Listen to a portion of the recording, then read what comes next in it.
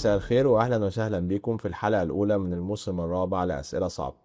معانا النهاردة الدكتور روبرتو روكو، الاستاذ المساعد بجامعة كينجز كوليدج في بريطانيا.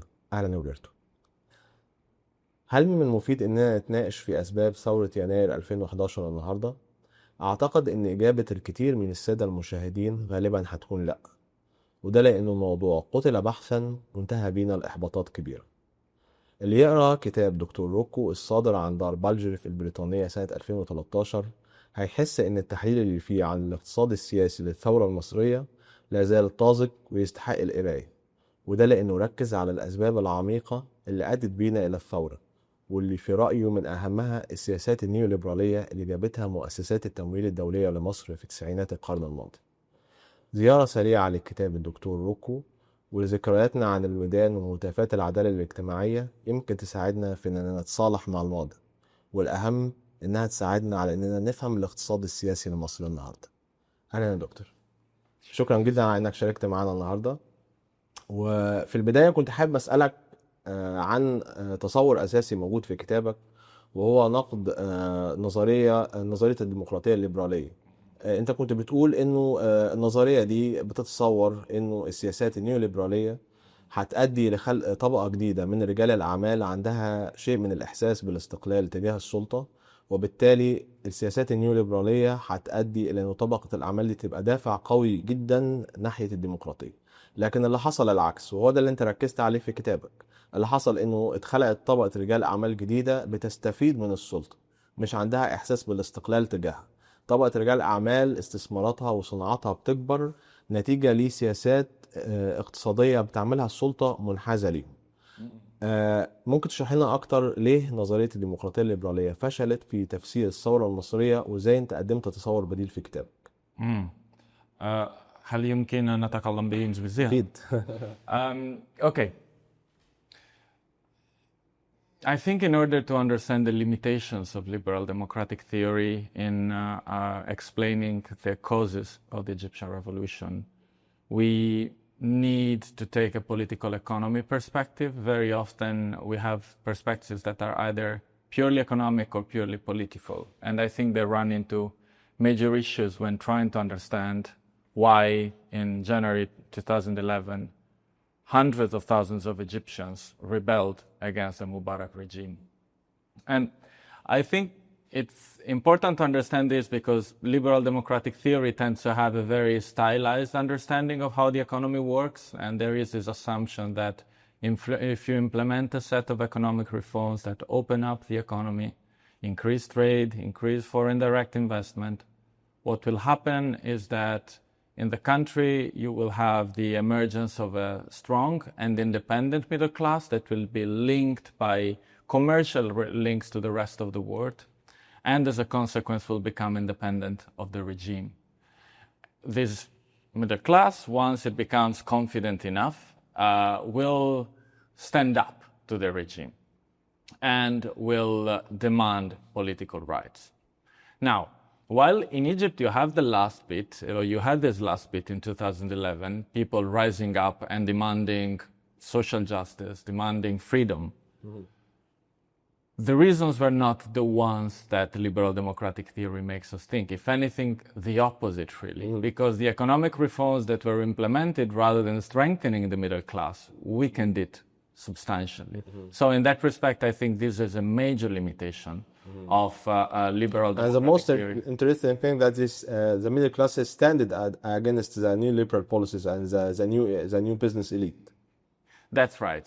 I think that is another dimension that not because it was strengthened, but because it was weakened, the middle class started to stand up against a component particularly of the ruling bloc that had risen significantly. And that's something I haven't mentioned yet, that one of the things that I found in the book happened with the neoliberal reforms, particularly in the 2000s, is that it also created a fracture within the ruling bloc with a new business elite, more outward oriented, but very rooted in the regime, to the point that many of these were either friends or business associates of Gamal Mubarak, so that the son of the then president, rose significantly, even creating increasing frictions with the public sector, particularly the military and the bureaucracy, historical components of the Egyptian regime. They were called the new guards. Yeah, الحرس الجديد. Yeah, the new guards. Some even derogatorily called them Jimmy's boys, right? Because they were all around Gamal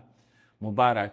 Not Chicago boys. Not Chicago boys in the case of Egypt. No, but I think there is a reason why not Chicago boys, because there was still an element of how reforms were still adapted to the Egyptian context, which is why it led even to the emergence of this crony capitalist elite, because they were managed in such a way that the beneficiaries of reforms in the business community were still pretty closely tied to the And rich. you have studied, I think, many of these cases, like Ahmed Aziz and other entrepreneurs, and how they benefited directly from the governmental policies at this time. Yes, that's right. In the book, I looked at the cases of Ahmed Aziz, I think even the Palm Hills Development Company, and how they benefited handsomely from economic reforms, particularly in the case of Ahmed Aziz, that privatized sectors that were historically considered to be off limits, like steel, cement, and so on. Even banks at the end, particularly after 2004, there is a significant push even in the privatization of banks.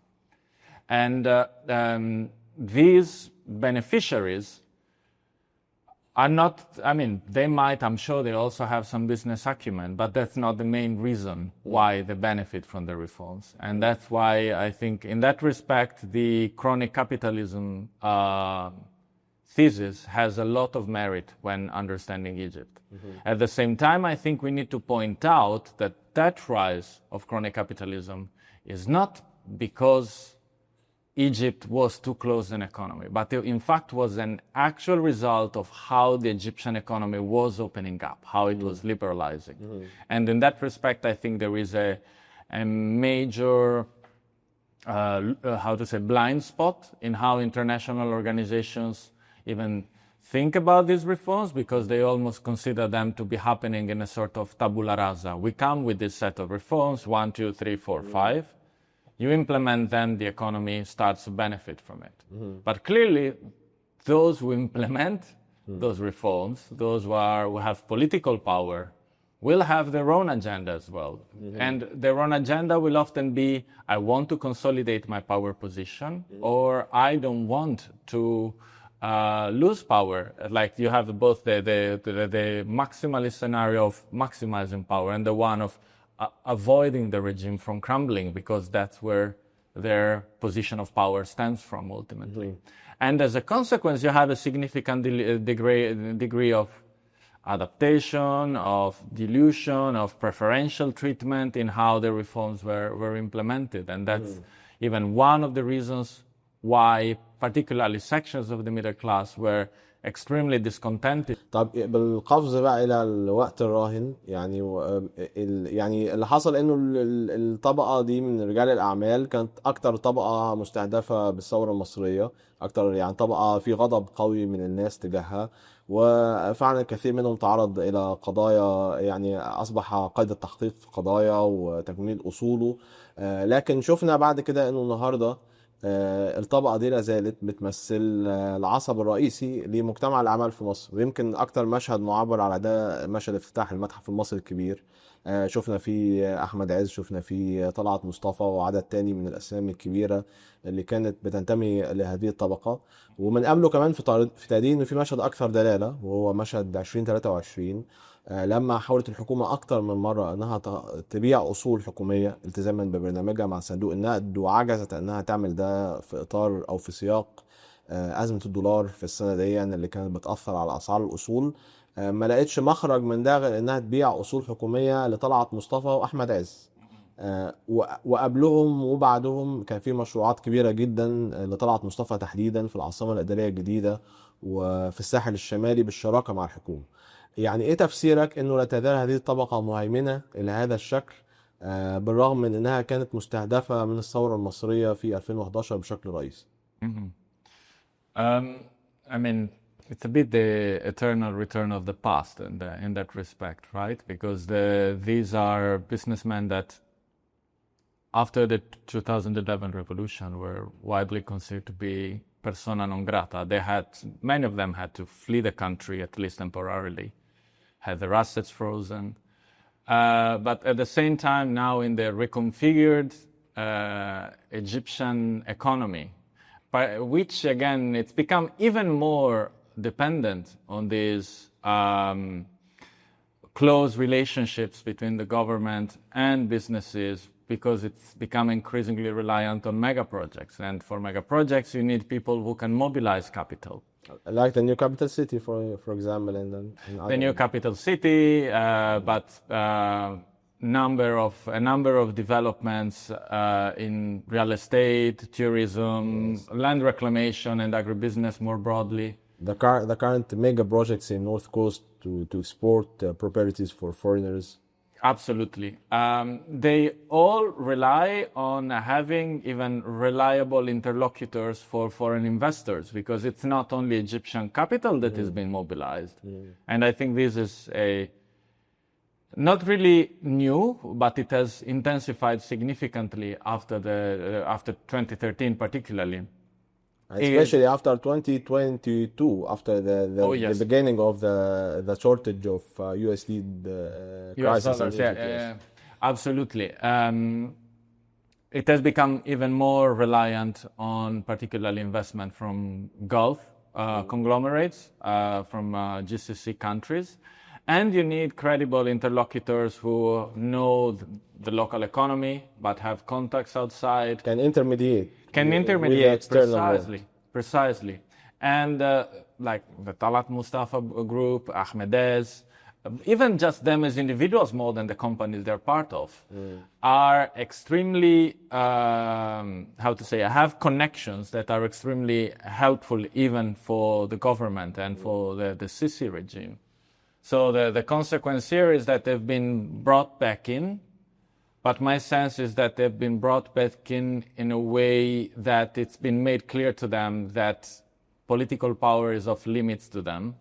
And they are in a position where they can profit handsomely from all of these projects that are taking place in Egypt right now. But at the same time, they have to toe the line politically. And I think this is a change compared to what was happening in the 2000s, because back then, instead you had a very clear political advance of these people, first within the National Democratic Party, but then the Ahmed Nazif cabinet was often referred to as the businessman cabinet. And I think that's that type of dynamic of continuity and change, because I think that's where the concept even of counter-revolution is more helpful, because it's not simply a restoration. It's more, as the Italian authors put it, a revolution against the revolution, accepting that some things will have to change while preserving what you can keep. And what they could keep was this type of economic arrangement that benefits this crony business elites. But even that has changed somewhat, because I think even that right now it's become more directly dependent on direct relations with government, and to an extent with a broadening military economy, which I think has been, emphasized by Yazid Saïr, by Maghed Mansour. You have a literature that has emerged on how the military has become itself a corporate actor in many respects. Another element of this mix of continuities and change. You mentioned that, I think you mentioned Antonio Gramsci for Revolution Against Revolution, and I think there's also a very interesting idea related to Gramsci literature, the superstructure that you used in your work. So do you think that these business elite represent a superstructure inside the society? Oh yes, I think that's true. They are articulated in a way, and And that was one of the main ideas, right? Is a method of articulation that I try to use in the book. And how the economic and the political, if not with one determining the other, but you have sedimented transformations that you can try to, how to say, reverse, but that is one, a very long, two, an extremely difficult process. And you're dealing with actors, social groups, forces that have more power and are extremely organized, and they're supported even from international actors because they see potential profit opportunities from a reopening of the Egyptian economy with these people being reintegrated as economic actors within the regime. So it's a process that, I mean, there was always a possibility that these actors would represent themselves in a slightly different form, and that's where we are right now. I know this sounds like a somewhat pessimistic message, but I think that the potential for political transformation was there and probably still is. It's just that right now, for a number of reasons in society, there is, again, much less willingness, and perhaps there is an element of almost disappointment, and we will come to this point, but I want to add to your point that Ahmed might be a different case if you compared him to Talat Mustafa, because he's working in manufacturing sector. It's a very fundamental sector in the economy, and he owns the largest steel enterprise in the region, not just in Egypt. So I think also this add to your analysis that the past regime succeeded in building a very deep and rooted capitalism. Oh yes. I agree with that, and I think it's right that even though some of these conglomerates have now spun most sectors, they still are bigger actors in some than others. And when you're like the case of Ahmed's, the fact that still is one a heavy industrial manufacturing sector, but it still requires a lot of workforce. One. Two, still is often considered to be, one, it's needed for construction, of course, and all of the infrastructural developments, the bridges and so on, the enlargement of the Suez Canal, but still also is considered increasingly a national security priority, right? So this provides all type of leverage for actors who are perhaps more engaged in manufacturing sector like Ahmed's is, and make their return on the economic scene much more likely. And as a consequence, as you were mentioning earlier when in your question, that's why you see Ahmed's sponsoring the reopening of or the opening of the Grand Egyptian Museum, and having becoming such a prominent figure even in the media again, even though not politically, because as we mentioned, that's something that I think it's part of the new arrangement that they have to steer aside from political institutions. But again, they are so deeply ramified that probably they don't need direct representation in the political institutions. But it was unavoidable. I don't think it was unavoidable. I think it was likely. But what happened there is, I mean, if we're going back in the 2011 to 2013 period, there were even clear, how to say, political mistakes that were made that made this return much more likely. And then at some point, I think it did become unavoidable. And when you started having all of those audit committees and trying to settle with businessmen that were associated with Mubarak but clearly wanted to return here, it was very clear that was the return of the past, at least on that dimension, if that makes sense. What also might seem unavoidable was the IMF. يعني احنا شفنا في الفترة اللي هي من 2016 لحد النهاردة ولسه مستمرة معانا ل 2026 سلسلة متوالية من قروض صندوق النقد المصري. لعبت دور اساسي في يعني تحريك تغييرات اقتصاديه، بواقي الاجنده النيوليبراليه بشكل اساسي اللي كانت بتطلب في التسعينات وما بتتنفذش، زي تحرير اسعار الوقود وزي استئناف برنامج الخصخصه دخل النهارده في قطاعات مختلفه. بس يمكن المختلف في النيو باكج دي ان هي انها كانت بتركز قوي على خطاب تقليص دور الدولي، وده يمكن له علاقه زي ما انت كنت بتقول انه الفتره من بعد 2013 شافت توسع كبير في الدور الاقتصادي لاجهزه كتيره تابعه للدوله بشكل ملفت للنظر، وده الصندوق ركز عليه في تقاريره واتكلم على توسعات سواء الهيئات الاقتصاديه زي هيئه المجتمعات العمرانيه الجديده او الشركات الاقتصاديه التابعه للقوات المسلحه. والصندوق اعتبر انه لازم الدور ده يتقلص لانه بيحصل نوع من المزاحمه للقطاع الخاص في الدور ده، ومزاحمه على الموارد حتى بتاعت البنوك على القروض الدولاريه. بس اعتقد انه في اطار التحليل اللي انت قدمته في كتابك انه المؤسسات التمويل الدوليه مش بس دافعها اقتصادي، لكن عندها تصور كامل عن اقتصادي وسياسي عن اداره المجتمعات، ممكن يكون هو الدافع الرئيسي وراء خطاب تقليص دور الدوله. يا ريت لو تشرحوا لنا اكتر يعني. I mean, the IMF has been part of Egyptian political life now for more than 40 years, right? And in fact, there were even earlier. You could almost go back to half a century, exactly, 1970s. because they were the ones who mandated the subsidy reforms that then led to the bread riots in 1977 under Sadat.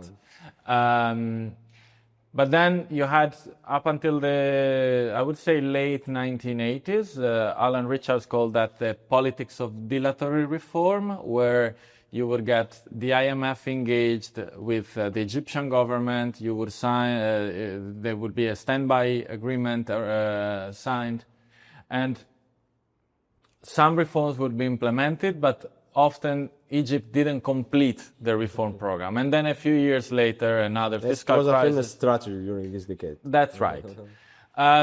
What happened in the 1990s is that this relationship became more sustained, and in fact Egypt started to even complete some of the agreements, like the 91 to 96 was the first one that was taken to completion. And partly because of Egypt's subordinate position really in the global economy. This element of fiscal crisis is one that is to an extent endemic to the Egyptian economy. And I think after 4 decades, it would be naive to think that the IMF isn't aware of this.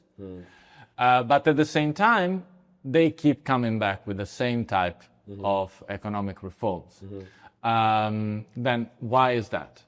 And I think here there's 2 elements to this. One of them is perhaps best presented, has been presented a few years ago by Paul Kamak as the IMF and the World Bank being engaged in what he calls providing a policy software for the world market. So providing a set of recipes that different countries could implement in order to integrate in the global economy. But then when these reforms fail in many, if not most of the countries where the IMF has these programs, we start to ask questions in terms of whose interest are these reforms serving? And clearly the interests even of powerful actors within the countries where these things are happening matter, but they're not the only ones that we need to consider. We also need to consider the extent to which some of these reforms may create the opportunity for foreign corporations to enter markets that were previously closed. I mean, I remember at some point there was privatization of most of the beverages companies in Egypt, and that's why right now even many of the, the water brands that you find are owned usually by Coca-Cola or Pepsi or even in food processing Nestle. And these people often even had specific, these reforms typically these investors typically had people within Egypt. So it does have major implications in terms of how the reforms are implemented. And yet the IMF keeps insisting, because it's almost like it's saying you have to go from 0 to 100. When you get to 95 and things haven't improved yet, they don't ask about the 95 you haven't done. They look at the 5 you need to do. It's as if then you reach the target and everything will suddenly become... And this is even presented in terms of growing pains, in terms of how you need to go... I mean, it's almost that type of gym language. You need to feel the pain before you feel the gain. And it's frankly... by this point, I think it has lost entirely credibility. It has certainly lost entirely credibility with the Egyptian population at large. And I think even the way in which the current government is engaging with the IMF is probably less out of conviction than it was under Gamal Mubarak, and more out of convenience. But they still do many, they resist on things like the IMF has been heavily insisting on, like state-owned enterprises or off-budget projects. But do you believe that they were making a real pressure on the authority and regarding their calls for shrinking the role of the state in the economy? Because what we have seen is that the privatization program was delayed for many times. They asked to privatize, to cap the economic authorities' investments, and this was implemented, I think. But they asked for privatizing some of military-owned enterprises, and this program was delayed for many times, and the IMF didn't freeze the program yet. No. Yeah, no. I think in terms of even their own ideological predisposition, the IMF would prefer those companies to be privatized. At the same time, I think it accepts that at this point in time is a non-negotiable for the Egyptian government. So if they see progress on the other reforms, they, I think, will keep complaining, so to say, keep asking for state-owned enterprises and off-budget vehicles to be privatized, to increase competitiveness in those sectors. That's the type of language they typically use. But that not doing that will not become a condition of them not disbursing the next. So what is the red line right now to the IMF?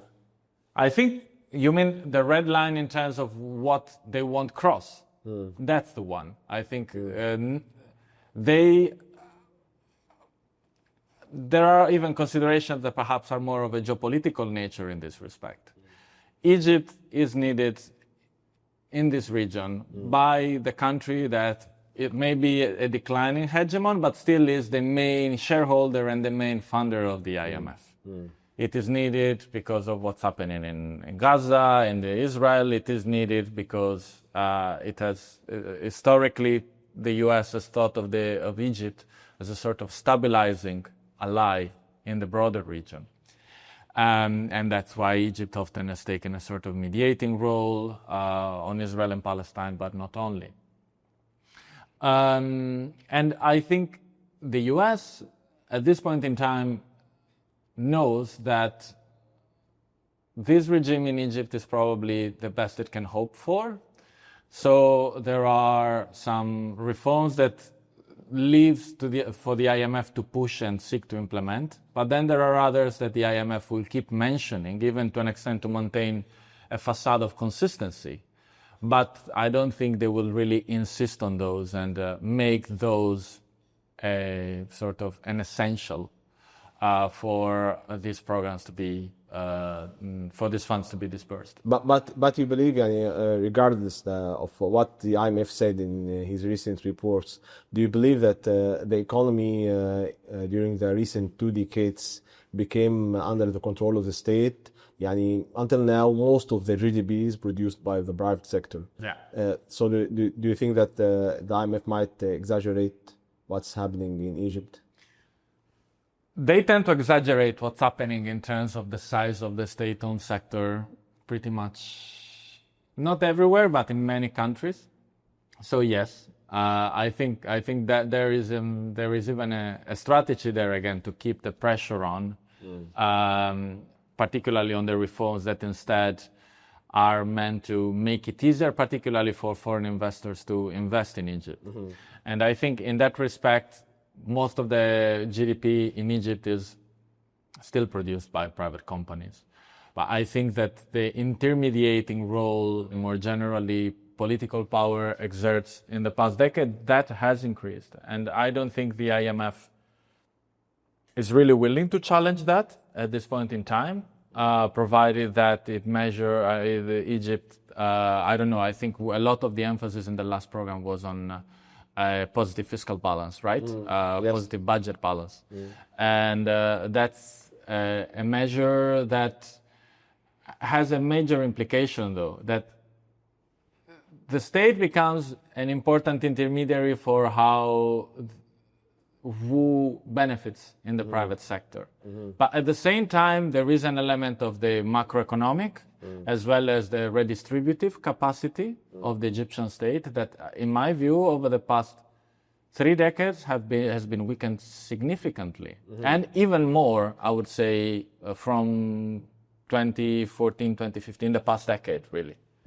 And so you have this situation where the state in policy terms is less effective than it used to be, but in its material intermediating role in terms even of picking winners in the Egyptian business community, so to say, it still retains an important And this role. makes not crowding out the private investments as the IMF arguing. I don't think... I think that the whole idea of the crowding out is a massive simplification. And interestingly enough, just a couple of days ago, there was a working paper published by 2 IMF economists that, like 3.5 decades later, comes to accept what political economy literature has been telling us about what we call the East Asian miracle.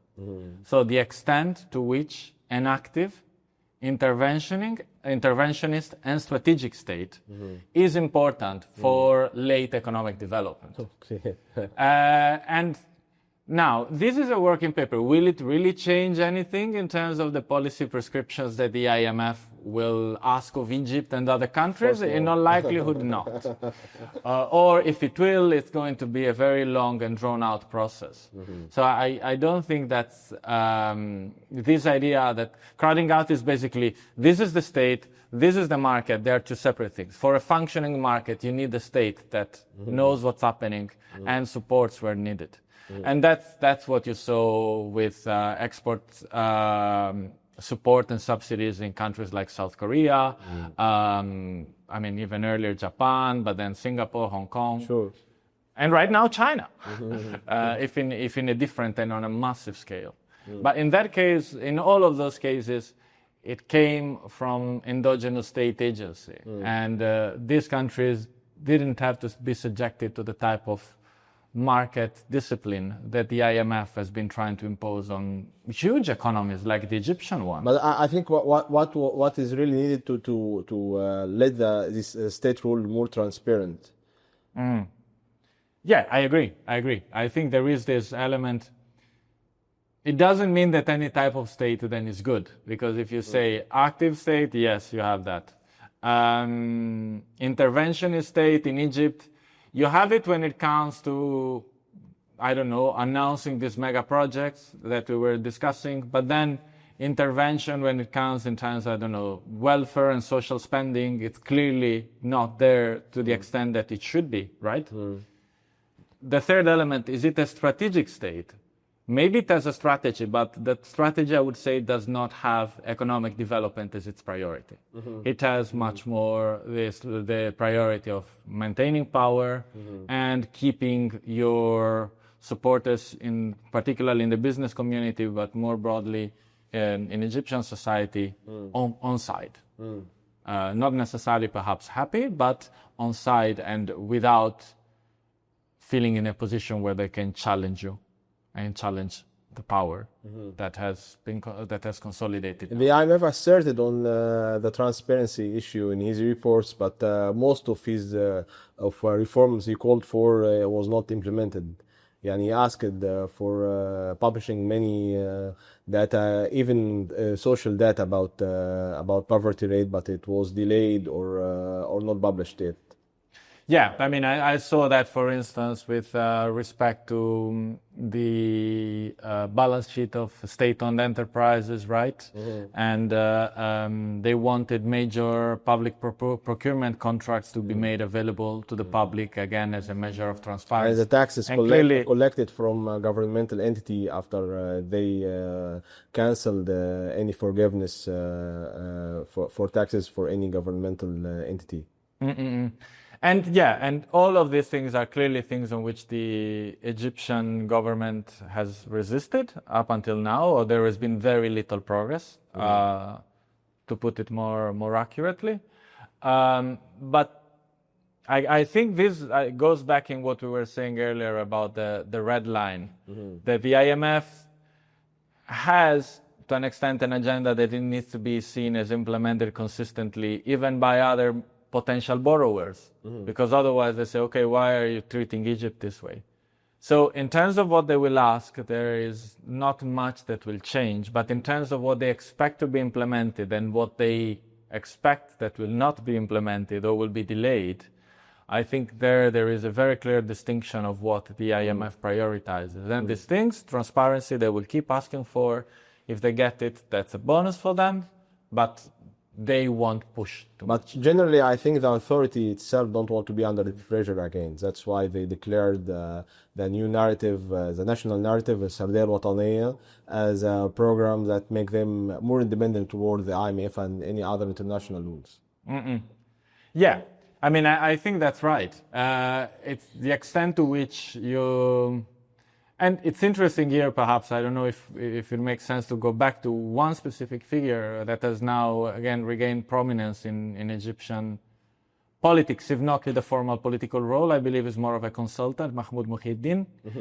He was Minister of Investment in the Nazif cabinet and actually created and supervised the asset management program, right? That led to first, the privatization of a large number of corporations, and then when, let's say... The train of privatizations, you called it during this era. That's right. And then he shifted, as I think that there is an element of Mahmoud Muhyiddin being... I had the opportunity of interviewing him. He struck me as an incredibly intelligent man. And one who probably realized political sentiment more than most other people in that cabinet. And I think that one earlier on, it starts to tilt from full-scale privatization to public-private partnerships, which to an extent end up being privatization by the back door, with in fact often the state shouldering more of the costs and the private partner getting out more of the benefits. That's one thing. But the other thing that shows the foresight he had is that he leaves in late 2010 to become an executive director at the World Bank, and the timing could not have been picked better, because then in 2011, most of the people that were part of a government in which he clearly had a role in setting the policy agenda. That's why most of people believe that he was intelligent enough to leave his position at the right time. Certainly, I mean, he was either very intelligent or very lucky. But the fact that now he has returned, probably a bit of both, but the fact that now he has returned and he is essentially promoting a national narrative about the economy that bakes in, internalizes what the IMF wants Egypt to do, I think is symptomatic of the extent to which you can still have, in many respects, an economy that has strong military elements. But this doesn't mean that not the privatization train, but neoliberal train can keep going. It's just that the way, the route that it will take will be very careful in avoiding touching specific interests, but will transform the economy in many, many other dimensions. And that's what I think is likely to happen unless the economic circumstances worsen to an extent that make this unviable. طب على ذكر بقى الإصلاحات، يعني برضو ملمح أساسي في التحليل بتاعك وفي تحليل كمان خطاب محمود محي الدين على ذكره يعني في كتابك، انه النخبه الحاكمه في مصر عموما كانت بتميل لتصور الاصلاح بالتدريج وليس الاصلاح بطريقه صادمه، بمعنى تطبيق الاجراءات بشكل متسارع يمثل ضغط على قطاعات كبيره من المواطنين. اللي شفناه من 2016 ل 2025 كان العكس، تطبيق سريع جدا لبرنامج تحديد اسعار الوقود، سواء على مستوى وقود السيارات او على مستوى الكهرباء. اجراءات متواليه للتعويم ادت لمستويات تضخم عاليه جدا، وما تلاها بقى من كل العوامل اللي عملت ضغوط كبيره جدا على قطاعات واسعه من الاسر المصريه. في تقديرك هل يعني النخبه المصريه غيرت تصوراتها اللي كانت بتمثل ملمح اساسي في فتره مبارك؟ Do you think that the political elite in Egypt shifted their perspective about how to implement reforms in a gradual way to a sharp way of implementing? Yeah. I think it has. And I would say there are perhaps three main factors behind this.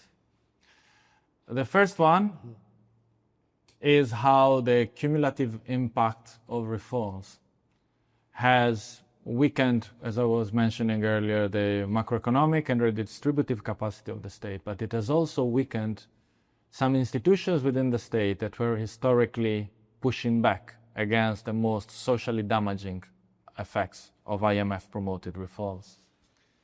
I'm thinking particularly of the Ministry of Planning, and there was, in the book, more in the 2000s, you had this sort of struggle between the Central Bank of Egypt and the Ministry of Finance, and to an extent the Ministry of Industry and Trade on the one hand, and the Ministry of Planning as the more interventionist and historically even Nasserist in terms of overall... Nasserist tendency inside the political elite. That's right. Right now, what is interesting is that the past two, I believe, ministers of planning... Yes, Minister of Planning became the manager of the privatization program in Egypt currently. المشهد. Yes. And you have people, before her was Sahar Nasser, is that right? Yes. Sahar Nasser was a Minister of Investment. See, that was the position held originally, created for Muhyiddin, really, because it didn't exist before 2004. So you have in particularly the Ministry of Planning historically a stronghold of retaining a regulatory role for the state in the economy at the very least. People whose career has developed primarily in international financial institutions or in the central bank. So in those very institutions that have been trying to tilt the balance of power between the Egyptian institutions against state intervention. So I think that's one important change that we need to bear in mind. You mean that the political elite inside the state interventionist ministers was changed, and now we have a different elite which are believing in the neoliberal policies, even in the planning, the Ministry of Planning, and I think that is part of what seems to me at this point in time is that there is even a generational dimension, right? Because these are people who studied often in the West in the 1990s when everyone was in love with neoliberal transformation. And to an extent, some of these people may even believe that this is the appropriate way for the Egyptian economy to proceed. I'm not denying that. So I think that this change in the balance of power between institutions of the Egyptian state means that resistance to neoliberal reforms has weakened. Now, this is within the state. In society, resistance to neoliberal reforms may not necessarily take people on the streets anymore, but on an everyday level is very, very strong. Why? Why it doesn't take people off the street, back on the streets? I think that there is two elements. One is the extent to which people feel that their own ability to engage in politics is increasingly meaningless in terms of unlikely to lead to positive outcomes and change.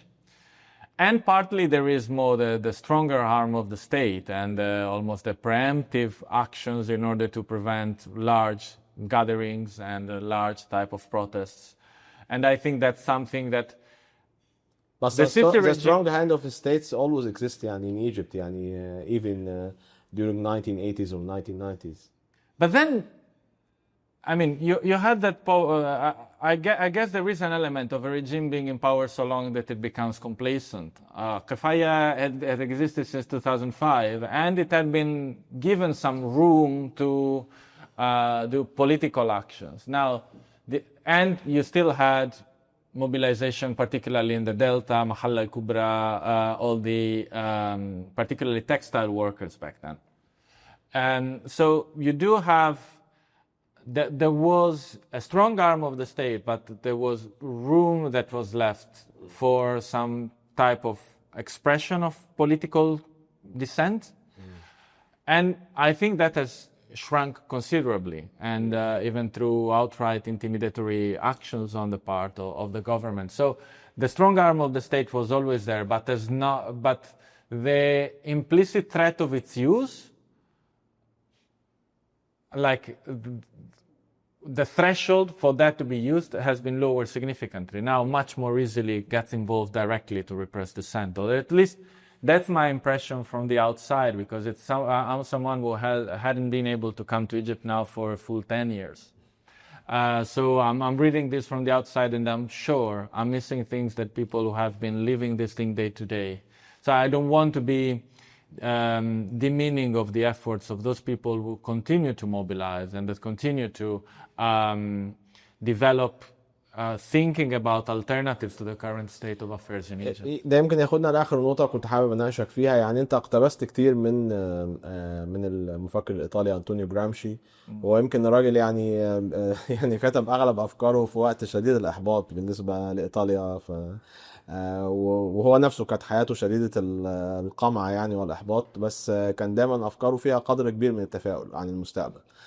تعتقد يعني ايه اللي ممكن يقوله جرامشي عن مستقبل مصر في العقود اللي جايه على مستقبل الاقتصاد السياسي لمصر من وجهة نظرك؟ So what Gramsci can tell us about Egypt today? Oh, the future. مستقبل.